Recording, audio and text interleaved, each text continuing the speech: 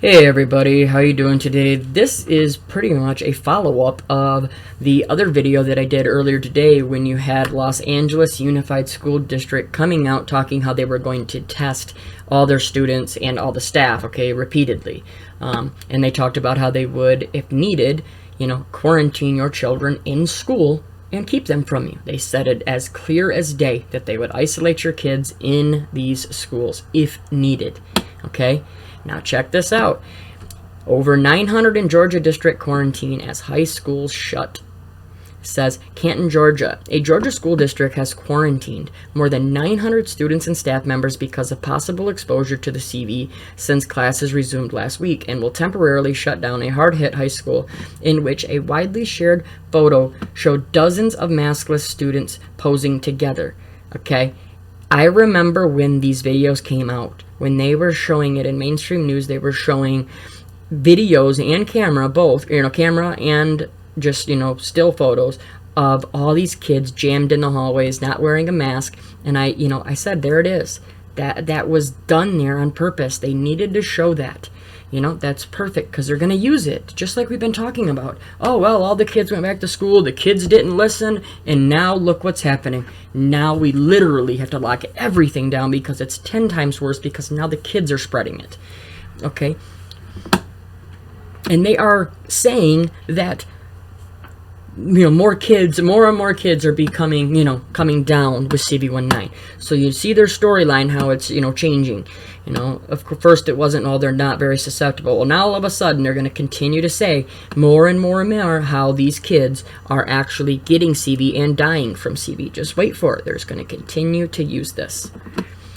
Says the quarantine figures from the Cherokee County School District include at least 827 students according to the data the district posted online.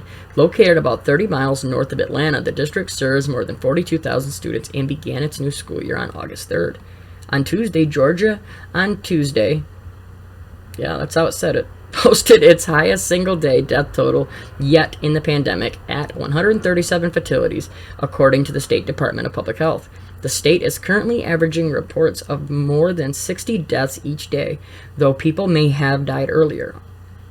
Of the fatalities reported on Tuesday, Department of Public Health spokesperson Nancy Needham said 75 occurred in August, 54 in July, and 8 earlier. More than 4,300 people have died overall in Georgia. 4,300 people have died in 8 months. You do the math and tell me if that adds up. Given the high number of CV19 cases confirmed at the end of July, we are unfortunately seeing deaths related to those cases, Needham wrote in an email. Okay, can you explain this to me then? If you had these high numbers of cases that were confirmed at the end of July, then why in August are you sending the kids back to school? How does that make any sense? How does anybody even believe what they're saying right there? The state continues to average more than 3,500 new confirmed cases of CV each day, with more than 222,000 infected so far. The school quarantines were announced a day after Georgia Governor Brian Kemp said that the reopening of some of the state's schools amid the CV outbreak has gone well, except for the viral photos of the students crowded together without masks. The photo showed students standing shoulder to shoulder in crowded hallways at North Paulding High School, northwest of Atlanta, and squeezed together for first day of school senior photos at 2 high schools in Cherokee County, including Etowah, which has had more than 300 students and staff members told to quarantine. Few students in the photos wore masks. See? When they sent it out, I knew it. I knew they were going to use it, and now here they are. Well, just be ready for it because they're going to use this, and they also in here, they talk about how they've been told to quarantine.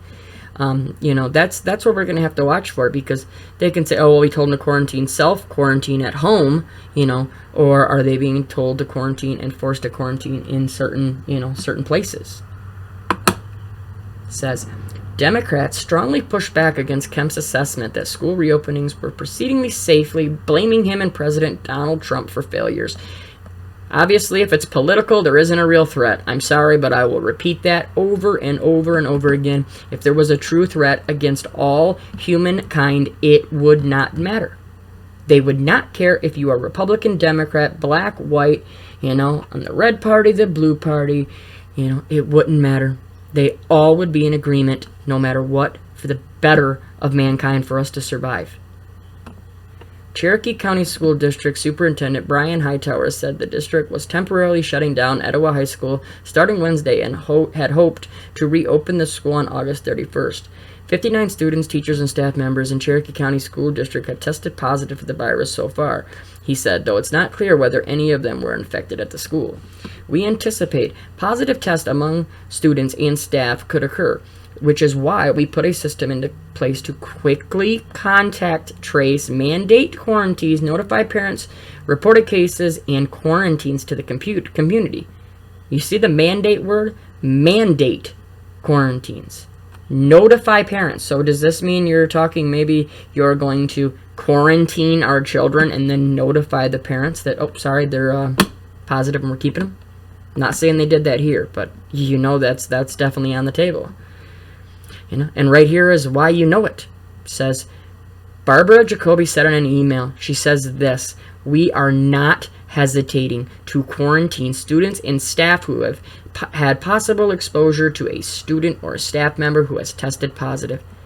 If that statement isn't as broad if you will ever hear, then I guarantee it. They didn't say they're not hesitating to quarantine students and staff who have tested positive. They didn't even say who have had exposure. They said who have had possible exposure. That's it. Yep. Eric, you were at a grocery store that, saw Steve. Steve was in touch with John, and John has a child at the school where this broke out. Oh yeah, that's how stupid and ludicrous this entire scenario of contact tracing is. The quarantines have affected at least 19 schools in the district. The district gave parents the option of sending their children to school or having them learn from home to start the year. Jacoby said about 9,600 students are learning from home. Other Atlanta area school districts decided to scrap in-person learning for virtual instructions after cases of CV19 in Georgia began spiking again. Cherokee opened without a mask mandate for students, though staff must wear masks when they are unable to maintain social distance. Hightower urged the school community to use masks. We know all parents do not believe the scientific research that indicates masks are beneficial, he said in a message posted online Tuesday, but I believe it and see masks as an important measure to help us keep schools open. See, once again, wear the mask because it's just to help you. It's just to help us keep these schools open. And you like how they mock us too? I know a lot of parents do not believe in the science that indicate, yeah, you're right, we know, because we've seen the true science, the other side of it. Says more than 80 Georgia school districts have opened or plan to open for some kind of in-person instruction by August 17th, according to figures kept by school reform group Georgia Can. The Georgia High School Association, meanwhile, provided WXIA-TV with an updated figure for the number of students and athletes who have tested positive for CV. Since it allowed schools to begin summer practices in June, the number now stands at 866. When these types of reports are coming out, it's national news. How are they thinking about sending kids back to school if there is this so-called threat that they are talking about? Lines up perfect with what we're saying, that there is no threat, no real threat. Not the one that they've been talking about, so of course they would be able to go back to school. And Georgia Supreme Court Chief Justice Harold Melton extended a statewide judicial emergency through September 10th. That means jury trials and most grand jury proceedings remain prohibited, but his order says a task force is looking at how these proceedings could be safely held, including the possibility of holding them remotely. See, that's another thing that not a lot of people are talking about, right? These courts have just locked up, right? So you have people that are in there fighting for their freedom, fighting for their lives, and they can't even have your court now. So they're just going to sit there. Like this is happening everywhere. Oh, well, it's not safe for us to do these court proceedings. Really? You can go to Walmart, right? Yep, you can protest, right? But we can't run a courtroom. I mean, it's just so ridiculous. And of course, what is it? It's a task force. That force word over and over and over again. Says this broad prohibition cannot last too much longer, even if the pandemic continues, because the judicial system and the criminal justice system in particular must have some capacity to resolve cases by indictment and trial. Yeah, you think?